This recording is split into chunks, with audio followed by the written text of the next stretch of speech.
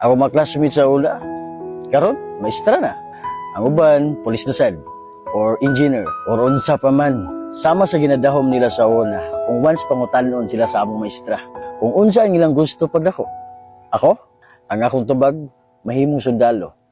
Aron makaprotekta sa mga taong gihabuso. Pero katong tanan, bunga ra dito sa damgo sa usa ka bata. Na gusto unta makabot ang iyang mga pangandoy sa kinabuhi.